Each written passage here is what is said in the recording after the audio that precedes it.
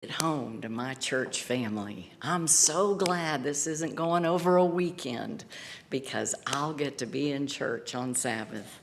So I just want you to know I love each one of you here, and you're just so special in my heart always. Thank you. I'm glad it goes both ways. Exodus 14, verses 13. Moses answered the people, "Do not be afraid. Stand firm, and you will see the deliverance that the Lord will bring you today. The Egyptians that you see today, you will never see again. The Lord will fight for you. You only need to be still." I don't know why it is, but I go back to this Bible story an awful lot. I think it's because the emotions that the Israelites had over this experience, I find myself having quite a bit. I mean, here they are camped on the side of the sea, and there's mountains on either side, and they're trapped, right? They're trapped. They can't go anywhere. They're cornered like rabbits. They felt the wolves circling as the dust in the distance rose up like demons. And I think adding to their terror was the fact that they weren't just worried about losing their lives, but they were going to watch the slaughter of their mothers and fathers, their children, their babies, themselves. I mean, this thing that they called freedom was going to be yanked away from them, but losing their freedom? I mean, that was nothing compared to losing their life. And there was absolutely no human escaping. And that was the key. That is exactly what Moses saw that the children of Israel did not see. And it is exactly what Moses relied on. They had an ally that the Egyptians didn't have. They had an ally that had been with them from the very beginning, from the moment even before they left Egypt, they had this ally. They had observed him sending lightning and locusts and flies and sores and a fistful of other plagues. This ally had kept their children safe when the firstborn of the Egyptians died. And they had followed this ally in the billowing pillar of fire that had led them to this very place. It had to have troubled Moses that his people had so little faith in spite of all the miracles that they'd witnessed. But how could they blame him? He had done exactly as God had directed him to do. And Moses was just as capable of seeing that he was going to be just as dead as all the other Israelites when the Egyptians came. And yet, Moses showed no fear.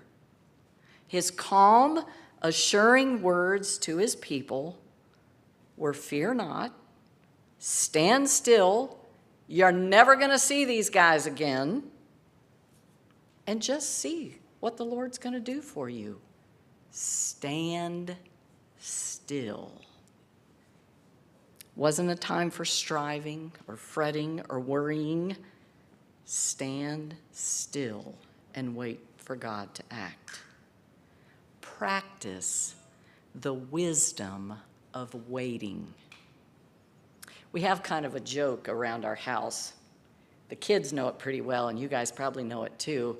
I told Ned I was going to tell on him today, so even though he's not here, he gave me permission to tell on him. We're exactly opposites. You guys didn't know that, did you? So if I like one thing, he'll like the other. I've gone to the grocery store and literally had the lady at the grocery store say, "Wow, you must have very different people living in your house." There's my food and there's Ned's food. So another way we're different is when I get in the car, I'm ready to go, right? I'm going to turn the car on. I'm going to get it into reverse or drive, whatever the need is, and I'm going to get there. And once I get there, I'm going to throw it into park, and I'm going to be halfway across the parking lot before Ned has ever thought about getting out of his car. Because Ned has a special system. He gets in the car and arranges all of his stuff around him, and that can be a lot, by the way. Because if he's driving down the road and he might need something, it'll be right there. He can pick it up. And he'll never have to take his eyes off the road, which is actually rather smart, right? But before he goes, he's very careful about the mirrors. They're in the right place. And he's making sure that the truck is very warmed up. And he's doing all these things that I probably should do too. But several years back, he was getting ready to go visit his father in Southern Pines. And because he was going to be gone for a few days, my daughter Lisa said, "Oh, I'll just come and hang out with you while Ned's down at Southern Pines." And so she did. So he gets ready and he has all of his stuff and he's put it all in the truck. We've given him a hug, we've kissed him, and he's out the door and he's in the truck. And we always stand on the front porch to wave goodbye to the people who leave. And so we were standing on the front porch, and we were standing, and we stood a little longer. He was good. No. And Lisa leaned over to me. She said, "Mom, wait for it. Wait for it." And sure enough, eventually, he took off. We've had so many laughs over that story. But you know, sometimes when circumstances seem confusing, and I'm getting antsy about what it is I'm supposed to do and what I think I need to do to fix a given situation, I think I can almost hear God whispering in my ear, "Scylla, wait for it. Wait for it." You know, from the disciples' perspective, Good Friday was pretty much a failure for Jesus. Their leader was dead. But in reality, Jesus was laying in the tomb, waiting for his Father's voice to call him forth victorious. Wait for it. And Sunday shone the glory on God like never before. There's another familiar story that we all know found in Genesis 40. And it's the saga of Joseph that's rotting in prison. If anyone got a bum deal in life, it was Joseph. Sold into slavery by his brothers, slammed into jail by false accusations, and there he sits. According to the Bible account, he interpreted the dreams of two of his cellmates, the Pharaoh's butler and the baker. And finally, it seemed like God was working on his behalf. I mean, being able to supernaturally interpret a dream, obviously God's using him. That's got to count for something. Surely he was going to walk out of this dungeon a free man. Only it didn't happen. The days gradually dragged on with no word from Pharaoh.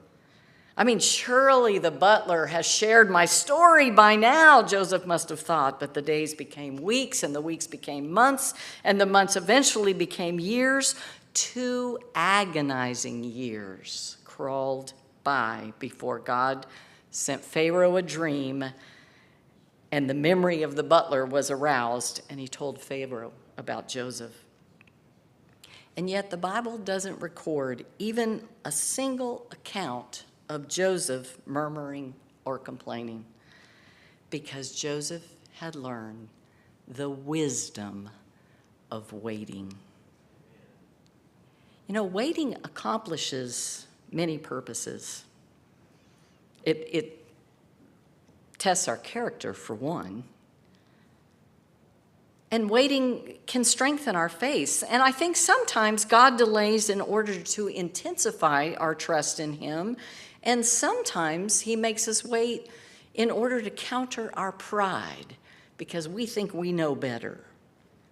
And sometimes he delays so that the praise for the victory will go to him and not to us. You remember how he challenged Gideon in Judges 7? Gideon was going to lead the Israelites against those troublesome Midianites. And when he sent out a call, there were 32,000 Israelites said, yeah, let's go get them. And God said, no, you got too many men. You got too many men. And so God whittled it down to 300 so that there was no way that they could make a good showing on their own in the combat zone without God's supernatural aid. And Gideon practiced the wisdom of waiting to see and to trust what God would show up and do. So here's what I want to suggest to you today. In the majority of our lives, I believe, are lived between life's problems and God's provisions. Did you get that? The majority of our lives are lived between the problem and between how God's going to answer that problem. Here is where we live. And how we conduct ourselves in that waiting period between the problem and the provision is going to be a witness to the world of what we believe about God. About 10 years ago, I read a book that was written by Barry Black. He was the then chaplain of the Senate, and I believe he still is the chaplain of the Senate. And one of the chapters in his book dealt with this whole idea of being patient and waiting for God to act on our behalf. And in this chapter, he suggested some strategies for what we do while we're waiting. And I would like to share 5 strategies with you today. The first one is trust in God's providence. When we're waiting for answers to come, we can bolster our patience by remembering his faithfulness and his commitment to the covenant that he has sealed with his own blood. He pledges to protect us with his favor. I love the verse in Psalms 5, 11 and 12. But let all who take refuge in you be glad. Let them ever sing for joy. Spread your protection over them, that those who love your name may rejoice in you. For surely, O Lord, you bless the righteous. You surround them with your favor as a shield. Now, how cool is that? He surrounds us with his favor. That is our shield.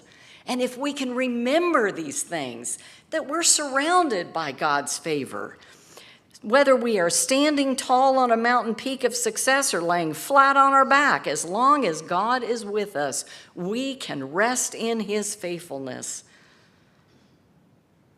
Many years ago, there was a Greyhound had a slogan that said, trust Greyhound and what, do you remember? Leave the driving to us. That's right. Trust Greyhound and leave the driving to us. I think that when we are in a walk with God, we can do the same thing. Trust God and leave the driving to him. I know that I desire to join with Job in saying, he knows the way I take, and when he has tried me, I will come forth as gold. God's got us. We just have to wait for it. The second strategy, and without knowing this, 2 weeks ago at midweek Bible study, Tim, we actually talked about this. Jerry brought up this point that I'm getting ready to make. We can refuse to murmur and complain. Facing a violent death, the Israelites' faith had dissolved into a backlash of murmuring and complaining. I mean, didn't we have enough graves in Egypt? I mean, why'd you bring us out here, Moses, to die? Their pessimism and their fear dishonored God and demonstrated, obviously, their deep lack of trust. And, as Jerry pointed out, sadly, their deficit of trust led to their demise in the wilderness. They never did make it to the promised land because of their complaining, their relentless complaining. The things that we say to ourselves, they make a difference. The things that we tell ourselves make a difference. The things that we say to others make a difference. The tongue has the power of life and death. It's hard to stay positive when we're in the waiting period, and even harder to do it when we're whining and complaining. So either our words are going to reflect God's glory or corrupt the image of God in us. So it's not just saying a negative word. It's the things that we tell ourselves that are negative will destroy part of God's image in us that we are to shine to the world.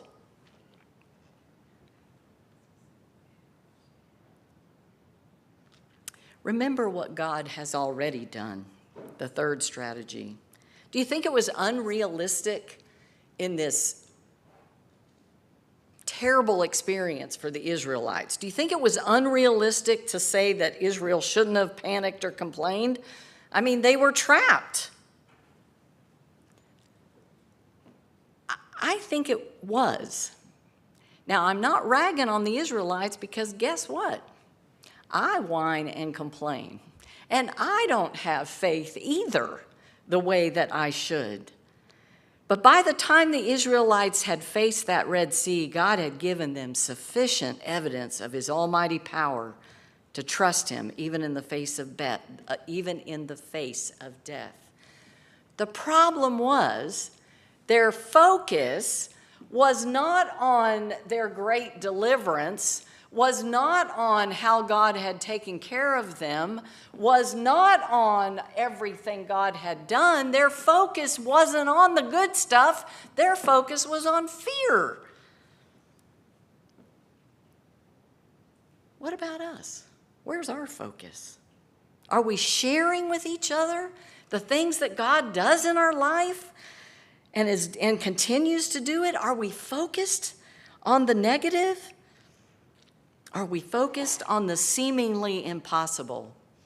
I'm glad Judy read what she read this morning, Psalms 100, especially verse 4. I think I might have shared this with you before, I don't know. But it was so powerful to me and something that I think we all need to keep in our minds. Enter his gates with thanksgiving. The verse doesn't just tell us the attitude that we're supposed to have, although we're supposed to have that attitude. It's also the means by which we enter into his presence. Do you understand that? With praise and thanksgiving, it takes us into God's presence because God lives where he is acknowledged.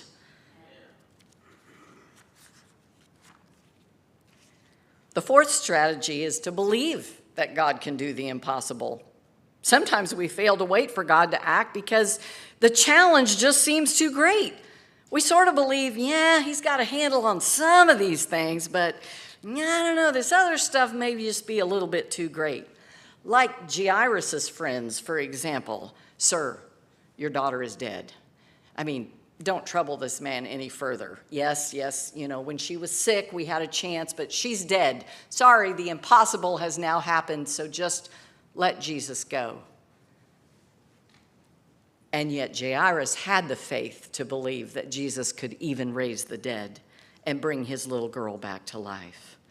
Now unto him who is able to do immeasurably more than we ask or imagine according to his power that is at work in us. To him be the glory. Amen. And the last strategy is lean on faith, not on works. Shivering with fear on the banks of the Red Sea, the Israelites wrestled with Moses' clear command to stand still. Stop struggling. Stop working to try and figure it all out yourself. Stop and trust the divine process. And that divine process is grace. For it is grace you have been saved through faith, not of yourself. It is the gift of God. Where our works fall short, incapacitated by our human limitations, faith engages the supernatural ability of God. Are we willing to wait for God to act? Do we have the quality of faith that believes he can do the impossible? Do we have a devotion to God's promises? If we can say yes, by God's grace we do, then that promise that is given to us in Isaiah 40:31 becomes truth for us. Those that hope in the Lord will renew their strength. They will soar on wings like eagles. They will run and not be weary. They will walk and not be faint. In closing, I'd like to share a story that happened in my family back in 2015. I got my son's permission too, by the way. So in December 2015, my son left his place of working with Unum Insurance and began his own company with a group called Peachtree Planning. And they are a Christian association, and they, of course, help people plan for their financial futures. In 2016, God did some pretty amazing things in my son's spiritual life as well. And we saw some just wonderful changes happen. But in November of 2016, he called me and he said, "Mom, December and January are going to be some really tough months for us." And he said, I'm going to need to sell partially more product than normal. I'm going to need to find some clients. And Mom, I didn't get into this business to see my family starve to death. And the fear in him was palpable. And I remember saying, "Well, Tim, you didn't just jump to this place. Remember, we took a month to pray and to ask the Lord to guide you. And you made this decision prayerfully. So now we can just take this to God because he's going to get you through. It's going to be okay. So I'll join with you in praying." At the time, I had a prayer partner, and I called her and got her set up to pray, and Tim and his wife began praying. He said, as he ended that conversation, he said, "Mom, if I make those numbers, it will be purely a God thing." Well, one day in the 4th week of December, I got a text from him early in the afternoon, and he said, "Mom, if you could just keep me in prayer a lot in the next 2 hours. Because if it works out with the clients that I'm talking to, it means I will have made the goal that I was trying to make for December." So I prayed, and I prayed. And about 3 hours later, sure enough, I got this exultant text saying God had prevailed and the paperwork was turned in, and with God's help, he had made his goal, and we were all so excited and so happy, and we were praising the Lord that he had actually done the impossible. Well, so my son kept working hard, and January came. It was a tough month at best, and Tim called this time in the 3rd week of the month, and he said, "I have several clients back to back. If they follow through, I'll be able to make the numbers again." However, 3 hours later, he texted to say that both clients had decided to extend, so short of a miracle, he would not make his goal for January. Well, it wasn't the end of the month yet, so we could still pray. So I got my troops together, and we kept on praying. Every time I heard the phone buzz, I just knew it was going to be Tim, and I just knew he was going to say that he had made his numbers, but that call never came. He never texted me. I prayed right up until the midnight of January 31, and then I waited until February 2 to call him because I knew he was going to be so discouraged and so sad and so upset. So I finally call him. I expected some tears, some little bit of anger, God didn't come through this time. Nothing. We talked about other things, and finally I said, "So Tim, how are you doing?" He said, Mom, it's the craziest thing. But I feel so much peace. I know I didn't make the numbers, but I still have a roof over my head. I still have food on my table. I still have my family. So God's still in it. He's still taking care of me. Man, I hung up the phone amazed. So God did work the miracle. It wasn't a miracle of money. It was a miracle of peace in spite of no money. And how much more beautiful is that? Rest in the Lord and wait patiently for him. Wait, I say, on the Lord. Wait for it. Wait for it. Our closing song this morning is one of my favorites, "To God Be the Glory." So you just stand and feel these words.